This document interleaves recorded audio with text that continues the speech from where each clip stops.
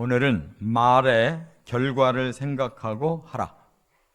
말의 결과를 생각하고 하라. 이런 점으로 말씀을 참고합니다. 우리가 바로 앞장 끝부분 27절, 28절에 이미 말에 대해서 조심하라고 되도록 말을 아껴라 하는 교훈을 말씀을 했는데, 왜 그런가 하면 말의 영향력이 너무 크기 때문이다 하는 것을 우리가 깨달았어요.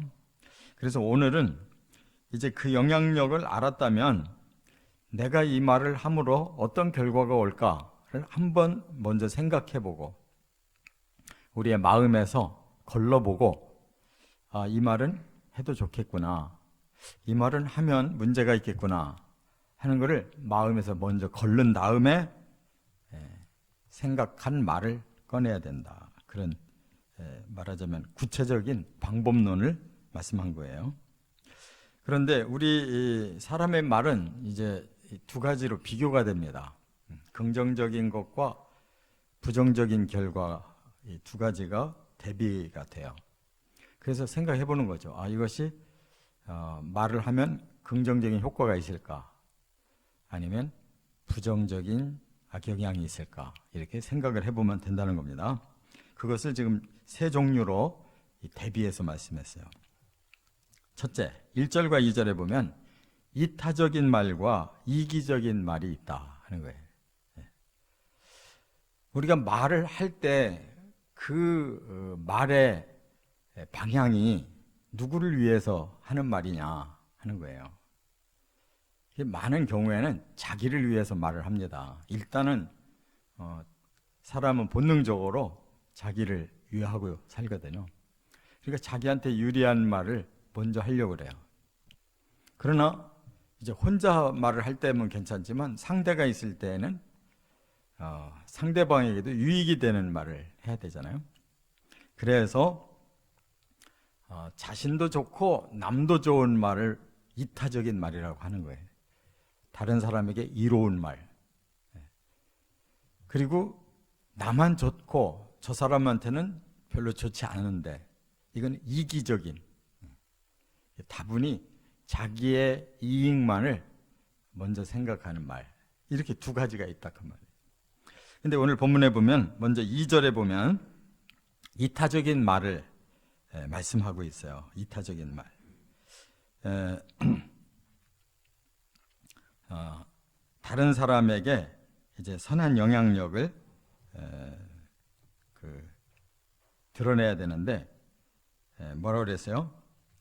2절에 보면 미련한 자는 명철을 기뻐하지 아니하고 자기의 의사를 드러내기만 기뻐하느니라 그랬어요. 그러면 이타적인 말은 어떻게 하느냐? 명철을 다른 사람한테 드러내야 된다는 거예요.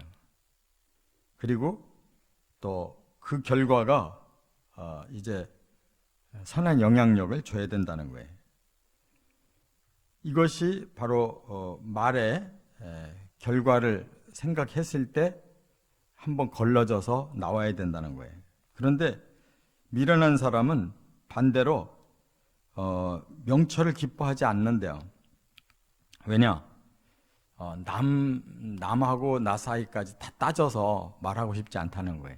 남은 어떻게 됐든 나만 좋으면 된다. 이게 이기적인 말이에요.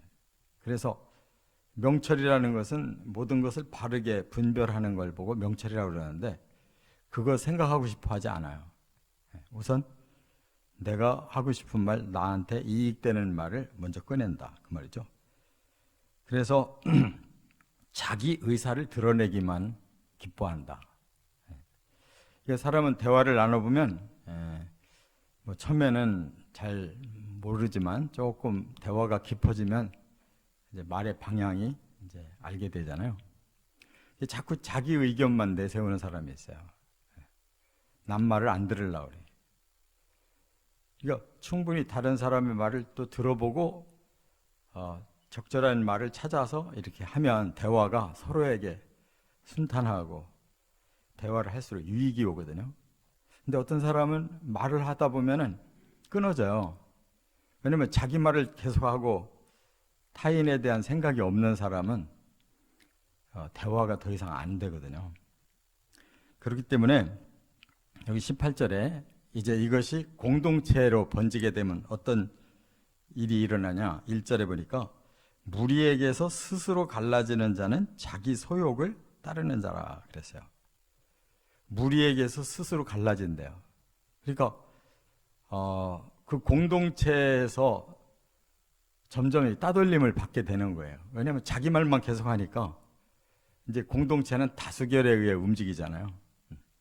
다수가 그게 아니라고 하는데 자꾸 자기는 그 의견을 계속 드러내려니까 결국은 갈라지는 거죠. 그래서 공동체에서 서서히 소외되는 사람들이 있어요. 이기적인 사람은 공동체에서 서서히 소외됩니다. 다수를 생각하지 않기 때문에. 그런 사람은 왜 그러냐? 자기 소욕을 따르기 때문이다. 자기의 마음에 욕심이 앞서요.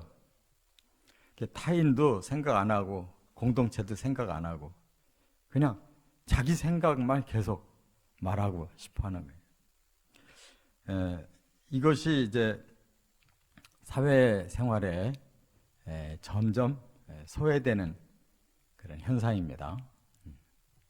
충분히 타인과의 그 관계를 생각해서 그에게도 유익을 주고 나도 유익하고 또 공동체를 생각해서 공동체에 유익을 주면서 나도 그 안에서 함께 유익을 얻자. 이렇게 남을 품을 때 좋은 결과가 나온다. 이런 말씀입니다. 두 번째, 3절부터 5절까지 보면 선한 말과 악한 말이 있어요. 이제는 그 말의 질이 옳은 게 있지만 틀린 말이 있단 말이에요. 그러면 이제 옳은 말은 다른 사람에게도 선한 영향력을 끼치는데 틀린 말은 다른 사람에게 악영향을 줘요. 그게 바로 죄입니다. 그래서 여기 먼저 4절에 보면 그랬어요. 명철한 사람의 입의 말은 깊은 물 같고 지혜의 샘은 솟구쳐 흐르는 내와 같으니라. 그래서요. 명철한 사람은 이미 하나님의 지혜를 받아서 그 열매가 분별력이 좋아요. 그래서 늘 사리 분별을 잘해요. 그런 사람의 말은 깊은 물 같대요. 물이 깊은 것은 그만큼 맑고 좋은 물이잖아요. 그냥 막 이렇게 막 흐르는 또랑물은 더러운 물들이 막 휩쓸려 내려가지만 깊은 샘물은 다 정화가 돼가지고 좋은 물이 올라오잖아요. 그것처럼 선한 말은 다른 사람에게 선한 영향력을 주는 거죠. 우리가 물맛이 좋다는 말을 하는데 정말 아주 물이 깨끗하고 좋은 미네랄이 많이 들어있는 이러한 샘물을 먹으면 진짜 맛이 좋고 굉장히 우리의 그 마음에 속에 굉장히 좋은 그런 느낌을 받아요. 이와 같이 말은 보이지 않지만 영향력이 대단히 강해서 아주 좋은 물처럼 다른 사람에게 그 마음을 이렇게 위로도 해주고 변화도 시켜주고 뭔가를 깊이 이렇게 들어갔을 때 영향력을 준다. 그 말입니다. 또 지혜의 샘은 솟구쳐 흐르는 내와 같다 그랬는데 그 뭐 힘이 능력이 있다는 지혜의 샘은. 그래서 하나님의 말씀을 우리가 들으면 우리의 심령에서 그런 게 솟아나잖아요. 어떤 때 정말 그 말씀을 다른 때와 다르게 말씀이 딱 꽂힐 때가 있어요. 그러면 한순간에 변화가 와요. 그리고 한순간에 깨달음이 오고 한순간에 결단을 하게 되고 한순간에 뭔가 뻥 뚫리는 것을 알 수가 있어요. 그게 바로 지혜는 하나님의 진리이기 때문에 그게 우리 마음에 깨달아지는 순간에 샘이 솟아오르듯이 그렇게 영적으로 아주 선한 강력한 영향력이 생긴다. 그런 말입니다. 그런데 이제 반대로 악한 말은 아주 나쁜 영향력이 생기는 거예요. 여기 3절에 보면 그래서요, 악한 자가 이를 때에는 멸시도 따라오고 부끄러운 것이 이를 때에는 능욕도 함께 오느니라. 이 악이 퍼지게 되면 멸시가 따라온다 그랬어요. 멸시라는 말은 이 업신여길 멸자에다가 볼시예요. 그러니까 그 사람의 눈을 보면은 저 사람이 나에게 뭐를 느끼고 있는가를 알 수가 있어요. 아주 막 째려보는 눈이 있잖아요. 상대방을 그냥 아주 형편없이 이렇게 보고 그 눈만 봐도 알거든요. 그게 바로 멸시라는 거예요. 저 사람이 나에 대해서 아주 형편없는 존재로 이렇게 지금 취급을 하고 있구나라는 걸 느끼거든요. 그게 악한 말이에요. 또 여기 보니까 부끄러운 것이라고 그랬는데, 이 부끄럽다라는 말은 이 원어가 헤르파인데요. 이 말은 치욕스럽다는 뜻이에요. 치욕. 그러니까 막 모멸감을 느낀다는 거예요. 이렇게 사람이 이렇게 대화를 하면 그래도 서로 뭐 적당히 주고받는 말이 있어야 되는데, 아주 상대를 그냥 아주 수치감을 느낄 정도로 이렇게 말을 아주 칼로 쑤시듯이 이렇게 하는 말이 있어요. 그러면 이제 능욕이 함께 따라온다 그랬는데, 능욕이라는 말은 욕을 보인다는 거예요. 그래서 말하자면 막 오물을 뒤집어 쓴 것 같은 느낌이 드는 거예요. 오물을 뒤집어 씌우듯이 그렇게 상대방에게 아주 치욕스럽고 아주 온갖 모욕을 다 느끼는 말을 듣게 된다. 또 5절로 넘어가 보면 이랬어요. 악인을 두둔하는 것과 재판할 때 의인을 억울하게 하는 것이 선하지 아니하니라. 이거는 의도적인 이제 악을 저질러요. 악인을 계속 두둔해줘요. 우리도 이렇게 세상 돌아가는 거 보면 어떤 때는 막 분노가 일어날 때가 있어요. 아니 어떻게 지도자라는 사람이 저렇게 분별력이 없이 무조건 지 편은 그냥 극찬을 하고 상대방 막 아주 그냥 온갖 못된 말을 다 골라서 계속 공격하고, 어떻게 지도자의 입에서 저렇게 말을 할까? 참 한심하잖아요. 그런 사람의 말을 또 언론은 또 알 권리를 준다고 그냥 잔뜩 하루 종일 쏟아놔요. 아주 국민들을 진짜 피곤하게 만들고, 이 뭐가 옳은 건지를 모를 정도로 이렇게 막 온갖 말로 다 뒤집어 버려요. 참이 큰 문제예요. 알 권리는 좋은 거를 들어서 유익이 돼야 알 권리지, 온 백성들의 정신을 완전히 혼란하게 만들어 가지고 그냥 패거리를 짙게 하고 그냥 올바르게 순수하게 살려고 하는 사람들까지도 다 막 뒤집어서 흔들어 놓으면 이 세상이 도대체 어떻게 되겠냐. 이렇게 지금 여기 보면은 재판까지도 그렇게 흔든다잖아요. 흔든데 재판까지도. 재판할 때 의인을 억울하게 하는 것이 선하지 아니하다, 악하다. 우선은 뭐 재판을 굽게 해서 자기들한테 유리하게 결과가 오는지 몰라도 그 일은 하나님이 악이라고 규정한 이상 이건 짚고 넘어가시는 거예요. 그렇기 때문에 우리가 아무거나 뭐 할 수 있다고 다 쏟아놨다가 나중에 그거 자기가 다 책임져야 되는 거거든요. 그리고 끝으로 세 번째가 6절부터 8절까지는 자신을 망치는 말과 타인까지 망치는 말. 그러니까 결국 스스로 자기 망치는 말을 계속해요.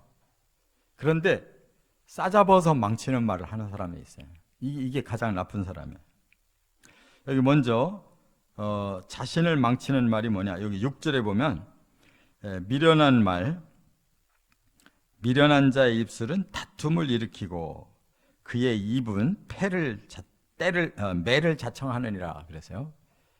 그러니까 가만히 있으면 어제 말씀에도 나온 것처럼 입을 닫고 있고 말을 아끼고 있으면 그 사람은 그냥 아무 문제가 없는 사람으로 이렇게 인정을 받아서 모든 사람에게도 함께 잘 예우도 받고 이렇게 할 수가 있는데, 말을 괜히 쏟아가지고 참지 못하고 말을 쏟았는데 꼭 상대방하고 이렇게 격진의 말을 하거든요.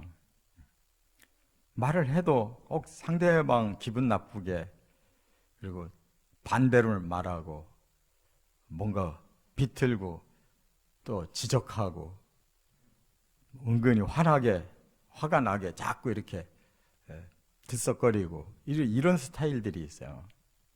그러면 그것이 나중에 어떻게 돌아오냐? 매로 돌아오는 거예요. 한마디, 여러 사람 앞에서 한마디 한 것이 여러 사람에게 그냥 한마디씩 들으면 어떻게 되겠어요? 그런데 이보다 더 나쁜 사람이 있어요. 남까지 함께 망치는 사람. 그게 뭐냐? 여기 7절에 보니까 미련한 자의 입은 그의 멸망이 되고 그의 입술은 그의 영혼의 그물이 된다 그랬어요.